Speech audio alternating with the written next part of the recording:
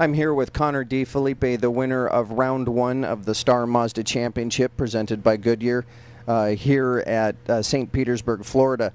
Connor, congratulations on the win. But before we get into the race, I had a question on all of the emotional and adrenaline buildup from preseason, and then you're sitting in the cockpit for 10 minutes before they give you to do your reconnaissance lap and then the start of the race. What's going through your mind at that point?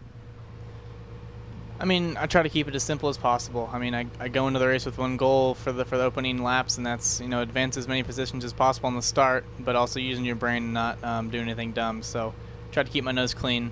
Also, my engineer, Tim Lewis, you know, we kind of joke around just to keep everything calm and just keep everything casual. And then once I get moving and starting to do our reconnaissance lap, all the feelings kind of go away. It just, like you said, those first 10 minutes just sitting there, it's kind of painful, but if you have someone to talk to and talk about things, how we're going to approach the opening laps, it makes it easy. So definitely have to thank my engineer for that one. Yeah, no, Tim Lewis is definitely one of the top-notch engineers you have out there. So keeping yourself relaxed and trying to keep your mind off of other things, you figure you've already been practicing it enough and you've done all the scenarios, so at that point you try not to overthink it? Yeah, exactly. I mean, you can't predict what's going to happen. I have one mindset and going into the race, and I kind of try to stick to that and keeping, like I said, keeping it clean. That's what it's all about. It's the first race this season. The last thing you want to do is bend up a wing, have to come in for a pit stop, and end up P15 by the end of the race. So we went in with the goal to make it through turn one clean, and that's what we did. Good. No, it obviously paid off. The next question I've got for you is, this is the first time in the 3 days that we were here that we ran so late in the day. Did anything change with the tarmac? Again, we're on a temporary road course, and it's part of it is an airline strip. So I mean, you even have some big painted numbers for runways. Did the heat or the late part of the day have any effects, and including the sun and its angle? I feel it did. It really did. For us, we were guessing that the track was going to go loose this afternoon. I mean, we felt it yesterday from the first session to the afternoon session. Our car went loose on used tires. So going in for the race, you know, I tried to gather data from the Indy Lights guys, and they said, oh, the car's understeering.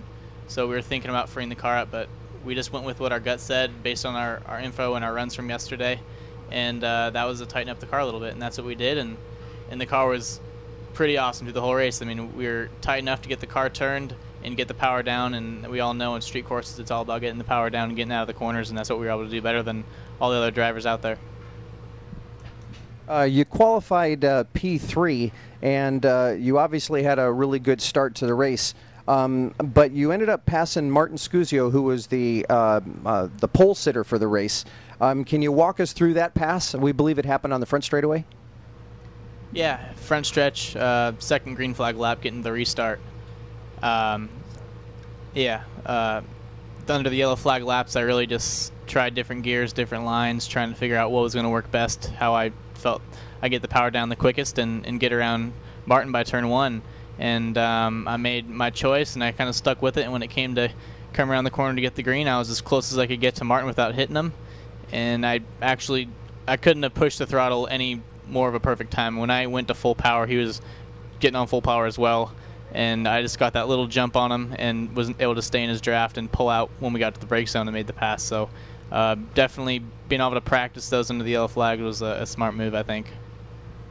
Well, it was a classic textbook pass, and it was very smooth and obviously uncontested. Last question I've got for you is we're going into Barber. It's going to be a permanent road course. It's not a street course. Are you going to attack the weekend any differently than you did this weekend? Not really. We're going to go there with some changes that we were going to leave testing with. When we were testing there a week or so ago, we weren't P1. And we were going to want to be P1 for the race, So we have some goals that we're going to be setting for ourselves when we get there. And we have the car, I think, is going to be really good there. Obviously, street course is way different from a proper road course. It's permanent, really. And so when we go there, I'm planning to be quick, and so does the team, So we're going to go there with the intentions to win, and that's what we're going to go for every race is the intentions to win. So we got to take this championship race by race. It's not going to be easy. There's a lot of fast guys up there, a lot of top teams. So yeah, I'm looking forward to Barber. Well, want to congratulate you on today's win and the points championship lead. So congratulations, and we're proud of you, and we'll see you at Barber. Thank you.